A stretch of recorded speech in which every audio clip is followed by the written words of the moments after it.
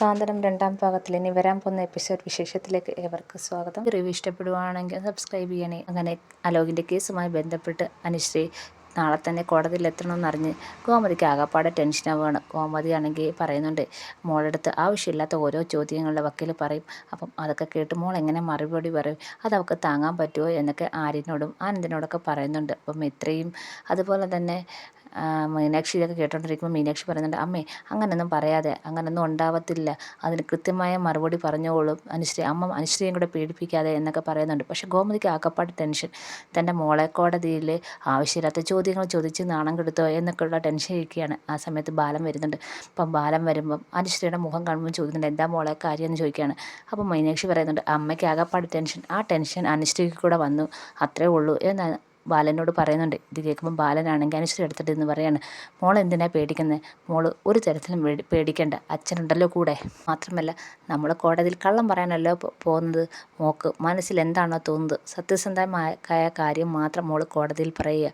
അത് പറയുന്നതിന് നമ്മൾ ആരെയും പേടിക്കേണ്ട, നമ്മൾ ഇന്നലെ തീരുമാനിച്ചല്ലേ കോടതിയിൽ പോയി സത്യസന്ധമായ കാര്യങ്ങളെല്ലാം പറയുന്നു, പിന്നെ എന്തിനാ പേടിക്കുന്നത് എന്ന് അനുശ്രീയെ സമാധാനപ്പെടുത്തുകയാണ്. അച്ഛൻ കൂടെയുണ്ട്, ഞങ്ങളെല്ലാവരും മോളെ കൂടെ ഉണ്ടെന്നൊക്കെ പറയുന്നുണ്ട്. ആ സമയത്തും ഗോമതി പറയുന്നുണ്ട്, ബാലേട്ട കോടതിയിൽ ചെന്ന് നമ്മുടെ മോളെ അവർ നാണം കെടുത്തത്തില്ലേ, മോളെ അങ്ങോട്ട് വീഴണോ, ഈ കേസ് നമുക്ക് വേണോ എന്നൊക്കെ ചോദിക്കുന്നുണ്ട്. അങ്ങനെ ആകെപ്പാടെ ടെൻഷൻ ഇരിക്കുകയാണ് ഗോമതി. അപ്പോൾ ബാലൻ പറയുന്നുണ്ട്, ഗോമതി നീ അനുശ്രീയും കൂടെ ടെൻഷനാക്കാതെ, നീ അങ്ങനെ വിചാരിക്കുന്ന പോലെ ഒരു കാര്യവും കോടതി നടക്കത്തില്ല, ആവശ്യമില്ല ടെൻഷൻ അടിക്കാമെന്ന് പറഞ്ഞ് ഗോമതിയെ സമാധാനിപ്പിക്കുന്നുണ്ട്. പക്ഷേ ഗോമതിക്ക് ആകെപ്പാടെ ടെൻഷൻ അടിച്ചടക്കുകയാണ്. അതിനുശേഷം കൃഷ്ണമംഗലത്തിലാണെങ്കിൽ എല്ലാവരും നല്ല പ്രതീക്ഷയാണ്. അപ്പം രാജശ്രീ അടുത്ത് പറയുന്നുണ്ട്, നമ്മുടെ മോനെ നാളെ തന്നെ ഇറക്കാൻ പറ്റും, വക്കീൽ പറഞ്ഞിട്ടുണ്ട്, വക്കീലിൻ്റെ ചോദ്യത്തിന് മുന്നിൽ അനുശ്രീക്ക് പിടിച്ചു നിൽക്കാൻ പറ്റത്തില്ല, എന്തായാലും അവൾ അടിപതറിപ്പോവും, അതോടെ അലോക് പുറത്തിറങ്ങും, ഞാൻ ഇത് കഴിയുമ്പോൾ ദേവമംഗലത്തുകാരെ വെറുതെ വിടത്തില്ലെന്നൊക്കെ പറഞ്ഞ് അച്യുതന് ഭയങ്കര ദേഷ്യത്തിലാണ്. അപ്പം രാജശ്രീ പറയുന്നുണ്ട്, അലോകിൻ്റെ അമ്മ പറയുന്നുണ്ട്, അത് തന്നെ ഇതൊക്കെ കഴിയട്ടെ, ഞാൻ കൃഷ്ണമംഗലത്തുകാർക്ക് കൊടുക്കേണ്ടത് കൊടുക്കുന്നുണ്ട്, ആ അനുശ്രീക്കും വെച്ചിട്ടുണ്ടെന്നൊക്കെ പറഞ്ഞുകൊണ്ടിരിക്കുകയാണ്. അങ്ങനെ പിറ്റേന്ന് കോടതി കൂടുവാണ്. കോടതി കൂടാൻ നേരത്ത് അനുശ്രീ വരുന്നുണ്ട്. അപ്പോൾ അനുശ്രീ അടുത്ത് കോടതി മുറ്റത്ത് നിന്ന് ബാലൻ ഓരോന്ന് പറയുന്നുണ്ട്, മോളൊന്നും കൊണ്ട് പേടിക്കേണ്ട, അച്ഛനുണ്ടെന്നൊക്കെ പറയുന്നുണ്ട്.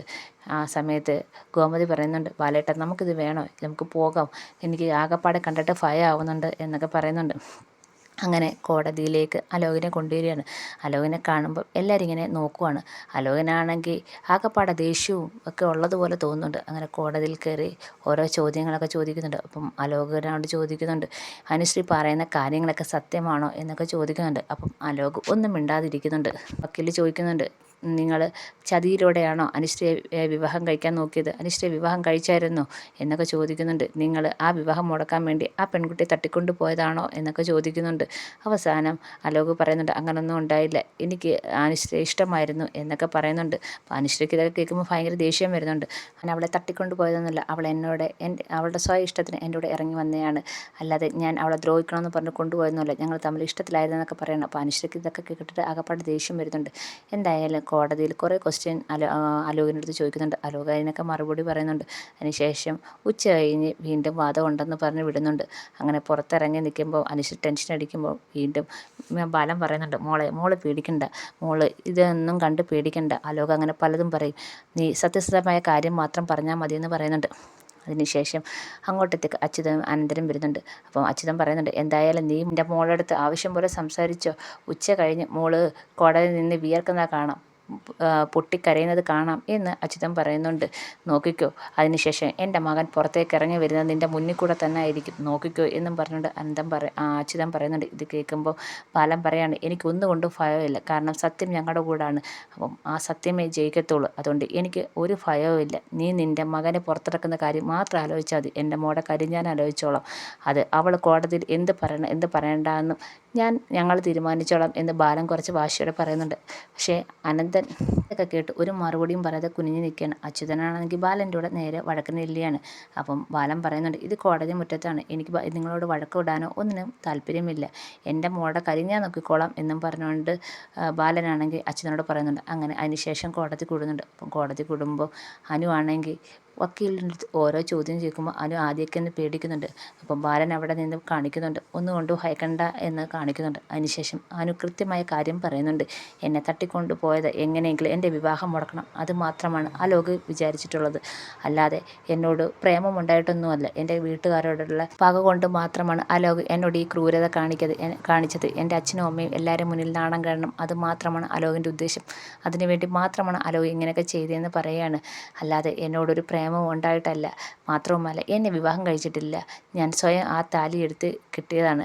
അത് മാത്രമല്ല, തിരിച്ചു കൊണ്ടുവന്ന് പിറ്റേന്ന് നേരം വെളുത്തപ്പം എൻ്റെ വീട്ടിലേക്ക് തള്ളാനാണ് അലോകിൻ്റെ ഉദ്ദേശം. അങ്ങനെ എൻ്റെ അച്ഛനും അമ്മയും നാണം കെടും, അതൊക്കെയായിരുന്നു അലോകിൻ്റെ ഉദ്ദേശം എന്ന് പറയാണ്. ബാക്കിയുള്ള കുറേ ചോദ്യങ്ങളൊക്കെ അനുശ്രീ എടുത്ത് ചോദിക്കുന്നു. പക്ഷേ അനുശ്രീ എല്ലാം കൃത്യമായി മറുപടി പറയുന്നുണ്ട്. അവസാനം കോടതി വിധിക്കുന്നുണ്ട്, അലോകിനെ ശിക്ഷയ്ക്ക് വിധിക്കുന്നുണ്ട്. അങ്ങനെ റിമാൻഡ് ചെയ്യാൻ പറയുന്നുണ്ട്. ഇത് കേൾക്കുമ്പോഴത്തേക്ക് അച്യുതന് താങ്ങാൻ പറ്റുന്നില്ല. അതുപോലെ ബാലന് ഭയങ്കര സന്തോഷമാവുകയും ചെയ്യുന്നുണ്ട്. അങ്ങനെ കോടതിയുടെ പുറത്ത് വരുമ്പോഴത്തേക്ക് അച്യുതൻ ആകെപ്പാടെ തകർന്ന അവസ്ഥയാണ്.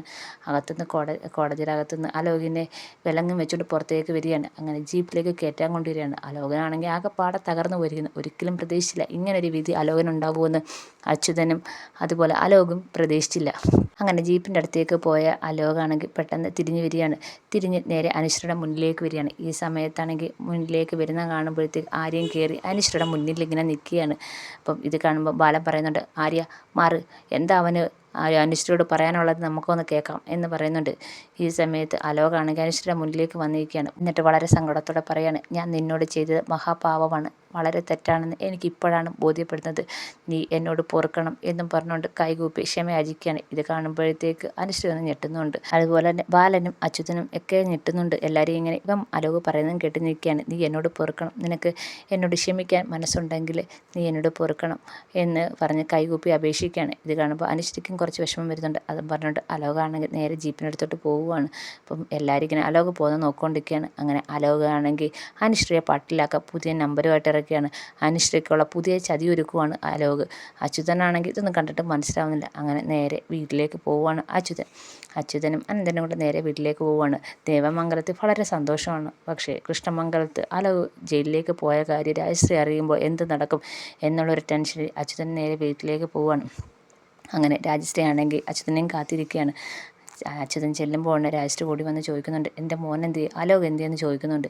ഇത് കേൾക്കുമ്പോൾ അച്യുതൻ ഭയങ്കര വിഷമത്തോടെ പറയാണ്, അവനെ റിമാൻഡ് ചെയ്തു എന്ന് പറയാണ്. ഇത് കേൾക്കുമ്പോഴാണെങ്കിൽ ഭയങ്കര സങ്കടത്തോടെ ദേഷ്യത്തോടെയും രാജശ്രീ പൊട്ടിത്തെറിക്കുകയാണ്. നിങ്ങൾ എൻ്റെ മോനെയും കൊണ്ട് വരാനല്ലേ പറഞ്ഞത്, എൻ്റെ മോൻ എവിടെയെന്നും പറഞ്ഞ് പൊട്ടിത്തെറിക്കുകയാണ്. അവൾ അനുശ്രീ വന്ന് അലോകിനെതിരെ മൊഴി പറഞ്ഞു, അതുകൊണ്ട് അലോകിനെതിരെ ശിക്ഷ നടപടി എടുത്തിരിക്കുകയാണെന്നൊക്കെ ഭയങ്കര സങ്കടത്തോടെ അച്യുതൻ പറയുന്നുണ്ട്. ഇത് കേൾക്കുമ്പോൾ രാജശ്രീ ആണെങ്കിൽ പൊട്ടിക്കരഞ്ഞുകൊണ്ട്, ഞാൻ ദേവമംഗലത്തെക്കാരെ വെറുതെ വിടത്തില്ല, ഇതിനുള്ള പ്രതികാരം ഞാൻ വീട്ടിൽ തന്നെ ചെയ്യുമെന്നും പറഞ്ഞ് ഭയങ്കര ബഹളം വെക്കുകയാണ് അലോകിൻ്റെ അമ്മ.